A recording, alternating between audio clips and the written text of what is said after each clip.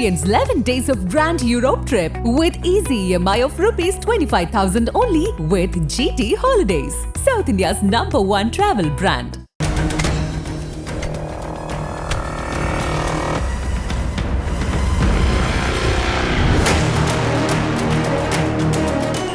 எம்ஜிஆர் சாருக்காக எஸ்பிபி சார் பாடின முதல் பாடல் 1000 நிலவே வா.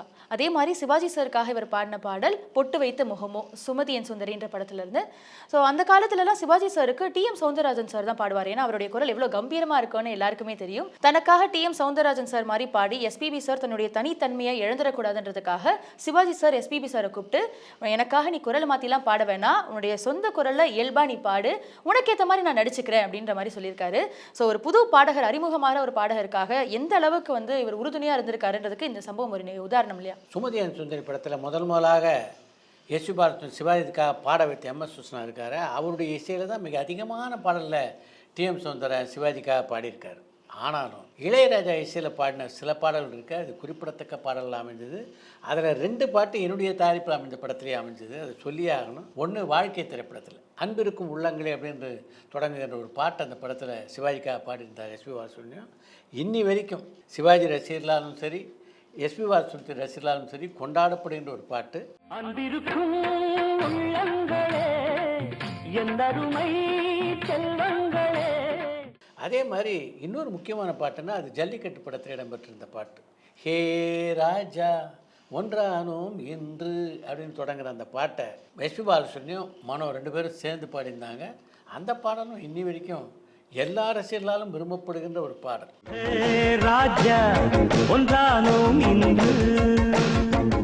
எஸ்பி பாலசுப்ரமணியம் இந்த சினிமாவளத்தில் எப்படி முன்னேறினார் அப்படின்றத பற்றி நம்ம 2 பேரும் சொல்கிறத கேட்குற ரசிகர்களுக்கெல்லாம் என்ன தோணுன்னா, எஸ்பி பாலசுப்ரமணியம் இந்த சினிமாவளத்துக்குள்ளே அடியெடுத்து வச்ச உடனே முதல் கதவு அவருக்காக திறந்து விட்டது இந்த கோதண்டபாணி.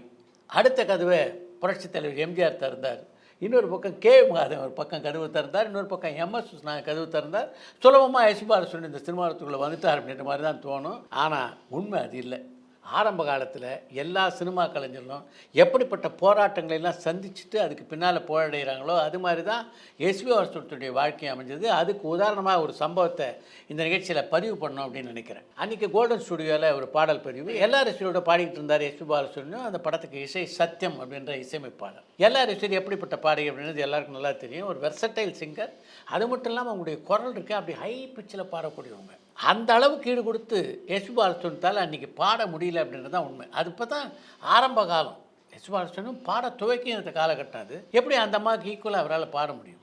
அவர் பாட முடியலன்ன உடனே அந்த படத்துடைய இசையமைப்பாளரான சத்யம் இப்படி அப்படின்னு கிடையாது, கண்டபடி திட்டார் எஸ்பி பாலசுப்ரமணியத்தை. அந்த திட்டெல்லாம் கேட்டவுடனே தாங்கிக்க முடியாமல் கோல்டன் ஸ்டுடியோ வெளில வந்த எஸ்பி பாலசுப்ரமணியம் ஒரு மரத்தில் போய் உட்காந்து கண்கலங்க ஆரம்பித்தார். இதை அந்த படத்துடைய தயாரிப்பு நிர்வாகிகளாக இருந்த ஒய்வி ராவ், பூர்ணச்சந்திரா 2 பேரும் பார்க்குறாங்க. இவங்க 2 பேரும் அப்போ தயாரிப்பு நிர்வாகிகளாக இருந்தாங்க. அதுக்கு பின்னாடி மிகப்பெரிய தயாரிப்பாளரானாங்க. இப்போ இந்த பூர்ணச்சந்திரா தயாரித்த திரைப்படத்தில் தான் சூப்பர் ஸ்டார் அமிதாப் பச்சனோட இன்னொரு சூப்பர் ஸ்டாரான ரஜினிகாந்த் சேர்ந்து நடித்தார்.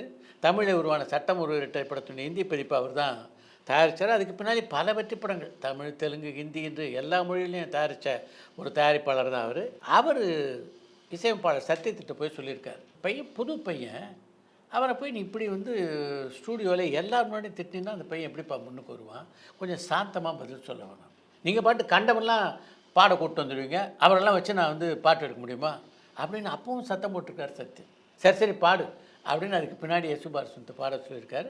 அன்றைக்கி ஓரளவு அந்த பாட்டை நல்லா பாடி முடித்தார் அவர். ஆனால் அதுக்கு பின்னால் என்ன நடந்தது அப்படின்றது தான் முக்கியம். எஸ்பி பாலசுப்ரமணியம் ஒரு காலகட்டத்தில் புகழ் அடைந்தது பின்னால் இந்த இதே சத்தியம் என்னுடைய மகன் அவன் குரல் இல்லாமல் எப்படி என்னால் பாட்டு எடுக்க முடியும்னு சொல்கின்ற அளவுக்கு சத்தியத்தினுடைய அன்பிற்கும் நம்பிக்கைக்கும் பாத்திரமானார் எஸ்பி பாலசுப்ரமணியம் அப்படின்றது தான் அவருடைய தனிப்பட்ட வெற்றி அப்படின்னு சொல்லணும். எஸ்பி பாலசுப்ரமணியம் சார் பல இசையமைப்பாளர்கள் கூட சேர்ந்து ஒர்க் பண்ணியிருந்தாலும் மிகுந்த நட்போட பழகின ஒரு இசையமைப்பாளர்னா அது இளையராஜா சார். உண்மைதான். இளையராஜா சாருடைய ஆரம்ப காலகட்டத்திலேருந்து இவர் வந்து பார்த்துருக்காரு. தன்னுடைய நண்பர் வளரும் பொழுது இவரும் வந்து ரொம்ப சந்தோஷப்பட்டிருக்காரு. பின்னால் இளையராஜா சாருடைய நிறைய பாடல்களை வந்து எஸ்பிபி சார் பாடியிருக்காருன்றது எல்லாருக்குமே தெரியும். இளையராஜா சார் மட்டும் இல்லாமல் அவர்களுடைய சகோதரர்களான கங்கை அமரன் சார், பாஸ்கர் சார் எல்லாருக்கூடையும் வந்து ரொம்ப சந்தோஷமாக பழகக்கூடியவர் தான் எஸ்பி பாலசுப்ரமணியம் சார். இவங்களுடைய நட்பு வட்டாரத்தில் இன்னொருத்தரும் இருக்காங்க, அது யாருன்னா பாரதி ராஜா சார். இன்னும் சரியாக சொல்லணும்னா எஸ்பி பாலசுப்ரமணியத்துக்கு இளையராஜாவுக்கு இடையே நட்பு ஏற்படுறதுக்கு ஒரு வகையில் காரணமாக இருந்தது பாரதி ராஜா அப்படின்னு கூட சொல்லலாம். ஏன்னா இவங்க 2 பேரும் பழகிறதுக்கு முன்னாடியே பாரதி ராஜாவுக்கு எஸ்பி பாலசுப்ரமணியத்தை நல்லா தெரியும். அவர் தான் இளையராஜாவுக்கு அறிமுகப்படுத்தி வச்சவர் அப்படின்னு கூட சொல்லலாம். எஸ்பி பாலசுப்ரமணியத்தை வாடா போடா அப்படின்னு கூப்பிட்ற சில நண்பர்கள் இருப்பாங்க. அந்த நண்பரில் முக்கியமான ஒரு இடம் பாரதி ராஜாவுக்கு. அவர் அப்படி தான் எஸ்பி பாலசுப்ரமணியத்தோடு பழகினார். அவங்களுடைய பேர் பழக்கத்தை ஒரு முக்கியமான சம்பவத்தை ரசிகர்களோடு பகிர்ந்து கொள்ளணும் அப்படின்னு நினைக்கிறேன். திரைப்பட இயக்குநர் சங்கம் சார்பாக D40 அப்படின்னு ஒரு கலை நிகழ்ச்சி பிரம்மாண்டமாக நேரு இண்டோர் ஸ்டேடியத்தில் சில வருடங்களுக்கு முன்னாடி நடந்தது. அந்த விழாவுக்கு எல்லா தெலுங்கு பட கலைஞர்களை அழைக்கிறதுக்காக எல்லாரும் டைரக்டர்ஸ் ஒரு 10 பேர் வந்து ஹைதராபாத் போயிருந்தோம். அந்த குழுவில் R.K. செல்வமணி, பாரதி ராஜா, லிங்குசாமி போன்ற பலர் இருந்தாங்க. நாங்கள் ஹோட்டலில் உட்காந்து பேசிகிட்டு இருக்கும்போது எஸ்பி பாலசுப்ரமணியம் எங்கே இருக்காரு, கொஞ்சம் ஃபோன் போடு அப்படின்னு பாரதி ராஜா கிட்ட சொன்னார். எஸ்பி பாலசுப்ரமணியத்துக்கு நான் ஃபோன் போட்டேன். ஃபோன் பண்ணி எஸ்பி பாலசுப்ரமணியம் லைனில் வந்தோடனே ஃபோனில் பேசினது பாரதி ராஜா. எங்கடா இருக்க அப்படின்னு கேட்டார். நான் ஹைதராபாத்தில் இல்லை, நீ ஏன் எனக்கு சொல்லாமல் ஹைதராபாத் வந்தேன் அப்படின்னு எஸ்பி பாலசுப்ரமணியம் கேட்க, இல்லை இல்லை நான் மாதிரி விழாக்கு அழைக்கிறதுக்காக வந்தோம், நீ வந்து நான் சரி நான் சென்னைக்கு வந்தோடனே கூப்பிட்றேன்னு சொல்லி ஃபோன் வச்சிட்டார். இப்போ எஸ்பி பாலசுப்ரமணியத்துக்கு என்ன ரிஜிஸ்டர் ஆகிடுச்சு மைண்டில்னா, இதுதான் வந்து பாரதி ராஜாவுடைய டெலிஃபோன் அப்படின்னு ரிஜிஸ்டர் ஆகிடுச்சு. ஒரு நாள் நான் வந்து க்ரீன் பார்க்கில் ஒரு ஃபங்க்ஷனில் இருக்கேன். எஸ்பி பாலசுப்ரமணியத்துலேருந்து போனேன். எனக்கு புரியவே இல்லை எஸ்பி பாலசுப்ரமணியம் நம்ம ஃபோனில் வந்து அழைக்கிறாருன்ட்டு. ஃபோன் எடுத்த உடனே அந்த ரெக்கார்டிங் சொன்னேன்ல, நாளைக்கு வச்சுக்கலாமா அப்படின்னாரு எஸ்பி பாலசுப்ரமணியம். அப்போ தான் எனக்கு தெரிஞ்சது பாரதி ராஜா ரெக்கார்டிங்கை பற்றி அவர் சொல்கிறாரு. அப்புறம் நான் எஸ்பி பாலசுப்ரமணியத்தை சொன்னேன், சார் இது வந்து என்னுடைய ஃபோனு, அன்றைக்கி என் ஃபோனை வாங்கி உங்ககிட்ட பேசினார், ஆனாலும் நீங்கள் பாரதி ராஜா ஃபோனை ரிஜிஸ்டர் பண்ணிட்டீங்க போல இருக்குது அப்படின்னு. அதுக்கப்புறம் எங்கே என்னை பார்த்தாலும் என்னை விசாரிக்கிறதுக்கு முன்னாடி எப்படி இருக்கான் அப்படின்னு பாரதி ராஜா விசாரிச்சுட்டு தான் என்னை விசாரிப்பார் எஸ்பி பாலசுப்ரமணியம். அந்தளவுக்கு ஒரு ஸ்வீட் ரிலேஷன்ஷிப் அவங்க 2 பேருக்கும் இடையில் இருந்தது. அதன் காரணமாக தான் முதல் மரியாதை திரைப்படத்தில் முக்கியமான கதாபாத்திரத்தை, அதாவது சிவாஜி நடித்த கதாபாத்திரத்தில் முதல்ல எஸ்பி பாலசுப்ரமணியம் நடிக்க வைக்க விரும்பினார் பாரதி ராஜா. அப்போ எஸ்பி பாலசுப்ரமணியம் பிஸியாக பல படங்களை பாடிட்டு இருந்தார். இந்த படத்துக்காக 40 நாள் காட்சி கொடுத்தா எப்படி என்னால் முடியும் அப்படின்னு சொல்லி அவர் அந்த படத்தில் நடிக்கலை. அதுக்கு பின்னால் நடிகர் திலகம் சிவாஜி நடித்து அந்த படம் காவியமாச்சு, இன்னி வரைக்கும் கொண்டாடப்படுற படமாக அமைந்தது அப்படின்றது வேறு கதை. ஹிந்தி திரையுலகத்துக்கு எஸ்பி பாலசுப்ரமணியம் சார் அறிமுகமானதுக்கான ஒரு முக்கியமான காரணம்னா கே பாலச்சந்தர் சார் தான். அவருடைய ஏக் துஜே கேலியே என்ற திரைப்படம் தான் எஸ்பி பாலசுப்ரமணியம் சாரை ஹிந்தி திரையுலகுக்கு அறிமுகப்படுத்துச்சு. அதுக்கு கே பாலச்சந்தர் நடத்திய போராட்டம்னா அது கொஞ்சம் நெஞ்சம் கிடையாது. அவ்வளோ எளிதில் எஸ்பி பாலசுப்ரமணியம் அந்த படத்தில் பாடுறதுக்கு அந்த படத்தினுடைய இசையமைப்பாளர்களான லட்சுமிகாந்த் பேர்லா 2 பேரும் ஒத்துக்கல. இன்னும் சரியாக சொன்னோன்னா அவங்க பாட வைக்கிறதுக்கு தயாராகவே இல்லை அப்படின்றது தான் உண்மை. அப்படிப்பட்ட ஒரு சூழ்நிலை தான் ஒரு அருமையான முடிவு எடுத்தார் கே பாலச்சந்தர். எஸ்பி பாலசுப்ரமணியம் இந்த பாட்டை பாடலை அப்படின்னா நான் இந்த படத்தை டைரக்ட் பண்ண தயாராக இல்லை அப்படின்னு அவர் அனௌன்ஸ் பண்ணதுக்கு பின்னாடி தான் வேறு வழி இல்லாமல் எஸ்பி பாலசுப்ரமணியத்தை அந்த படத்தில் பாட வச்சாங்க. அதுக்கு பின்னால் அந்த பாடல்கள்லாம் எப்படி கொடி கட்டி பறந்தது அப்படின்றது எல்லா ரசிகர்களும் அறிந்த ஒரு விஷயம். तेरे मेरे बीच में कैसा है ये बंधन.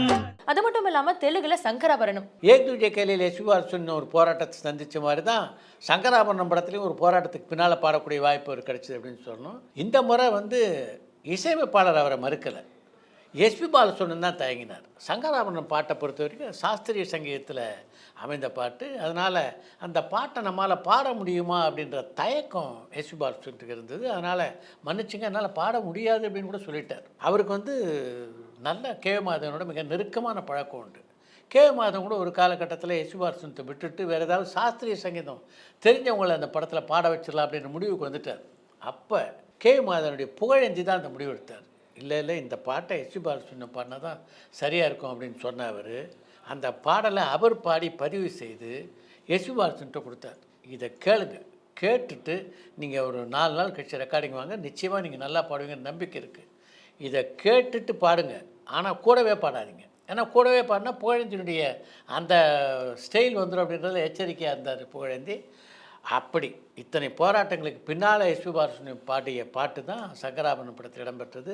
சங்கராபரணம் எப்படிப்பட்ட ஒரு நிலையான புகழையும் எப்படிப்பட்ட விருதுகளையும் எஸ்பி பாலசுப்ரமணியத்துக்கு சம்பாதிச்சு கொடுத்தது அப்படின்றது எல்லோரும் அறிந்த ஒரு விஷயம். எஸ்பி பாலசுப்ரமணியம் சார் மிகுந்த நட்போடு பழகின இன்னொரு இசையமைப்பாளர்னா அது ஏஆர் ரஹ்மான் சார். அவருடைய நிறைய படங்களில் எக்கச்சக்கமான பாடல்கள் எஸ்பிபி சார் பாடியிருக்கார் இல்லையா சார்? இந்த இடத்துல ஒரு முக்கியமான விஷயத்தை உனக்கு சொல்லணும்னு நினைக்கிறேன். எஸ்பி பாலசுப்ரமணியம் நட்போடு இல்லாத ஆள் யார்? இந்த சினிமா உலகத்தை பொறுத்த வரைக்கும் சரி, சினிமா உலகத்துக்கு வெளியே சரி, எஸ்பி பாலசுப்ரமணியம் மாதிரி ஒரு ஸ்வீட் பர்சனே கிடையாது அப்படின்னு தான் எல்லோரும் சொல்லுவாங்க. உண்மை அதுதான். அப்படிப்பட்ட ஸ்வீட் பர்சனாக தான் தன்னுடைய வாழ்நாள் முழுவதும் இருந்தார் அவர். நான் வந்து பல பத்திரிகை பேட்டிகளில் எஸ்பி பாலசுப்ரமணியம் மறைந்த போது ஒரு விஷயத்தை தான் வலியுறுத்தி சொன்னேன். மறுபிறவி அப்படின்னு ஒன்று இருந்தால் எஸ்பி பாலசுப்ரமணியம் பிறக்க நான் விரும்புகிறேன் அப்படின்றது தான் என்னுடைய பிரார்த்தனையாக இருந்தது. ஏன்னா எல்லாராலும் மதிக்கப்படுற நேசிக்கப்படுற மனிதராக இருந்தார் அவர். அதுக்கு முக்கியமான காரணம் எஸ்பி பாலசுப்ரமணியத்துடைய பழகும் தன்மை. எஸ்பி பாலசுப்ரமணியம் ஒரு பாடகர் மட்டுமா, ஒரு மல்டி டேலண்டட் பர்சன். எத்தனையோ கதாநாயகர்களுக்கு ஒரு குரல் கொடுத்துருக்காரு. அதுக்கு பின்னால் அவரே கதாநாயகர்களான படத்தில் நடித்தார், பல குணச்சித்திர பாத்திரங்கள் நடித்தார், பல படங்களுக்கு இசையமைச்சார். இப்படி எக்கச்சக்கமான திறமைகள் இருந்தும் எல்லா திறமைகளிலும் முத்திரை பதித்தும் அந்த தலகணம் அப்படின்றது 0.5% கூட இல்லாத ஆளாக இருந்தவர் தான் எஸ்பி பாலசுப்ரமணியம். அந்த விஷயத்தில் அவரை பார்த்து ஆச்சரியப்படாத திரைக்கலைஞர்களே இல்லை அப்படின்னு சொல்லலாம். இது மாதிரி ஒரு மனிதன் இருந்தானா எவ்வளோ ஸ்வீட்டாக இருக்கும் அப்படின்றது தான் எல்லாருடைய ஏக்கமாக இருந்தது. அதன் காரணமாக தான் எஸ்பி பாலசுப்ரமணியத்துடைய மறைவை அவ்வளோ எளிதில் யாராலும் ஜீரணித்திக்க முடியல. கொரோனா ஏறக்குறைய முடிவுக்கு வந்திருந்த காலகட்டம் அது. அப்படி இருந்தும் பார்த்தா எக்கச்சக்கமான பேர் அவருடைய இறுதி அஞ்சலிக்கு போனாங்க. கொரோனா பற்றிலாம் கவலையே படலைன்னா அதுக்கு காரணம் எஸ்பி பாலசுப்ரமணியத்து மேலே அவங்க வச்சுருந்த அன்பு அப்படின்னு தான் சொல்லணும். மக்கள் மேலே அவர் என்ன அன்பு வச்சுருந்தாரோ அதை மக்கள் அப்படியே அவருக்கு திருப்பி கொடுத்தாங்க. இன்றைக்கி எஸ்பி பாலசுப்ரமணியம் நம்மிடையே இல்லை. நம்மிடையே இல்லைன்னா எஸ்பி பாலசுப்ரமணியத்துடைய பூத உடல் மட்டும்தான் இல்லை அப்படின்னு தான் நான் எடுத்துக்கிறேன். மற்றபடி எஸ்பி பாலசுப்ரமணியம் நம்மோட தான் இருக்கார். அவருடைய பாடல்கள் நம்மோட தான் இருக்குது. அவருடைய இனிமையான நினைவுகள் நம்மோட தான் இருக்குது. அந்த நினைவுகள் என்றைக்குமே தமிழர்கள் மட்டும் இல்லை, இந்தியர்கள் மனதிலேயே வாழும் அப்படின்றதுல எந்த சந்தேகமும் இல்லை. சார், எஸ்பி பாலசுப்ரமணியம் சாரை பற்றி தெரியாத நிறைய விஷயங்கள் ஷேர் பண்ணீங்க. இதே மாதிரி இன்னொரு செலிபிரிட்டி பற்றின இன்ட்ரெஸ்டிங்கான கொஸ்டின்ஸோட அடுத்த அறிந்தவரை சந்திக்கிறேன். நன்றி, வணக்கம். பரபரப்பான சினிமா செய்திகள், நட்சத்திரங்களின் பேட்டிகள், சினிமா வரலாறு ஆகியவற்றை பார்க்கவும் படிக்கவும் உங்களுக்கான இணையதளம் tourantalkies.co.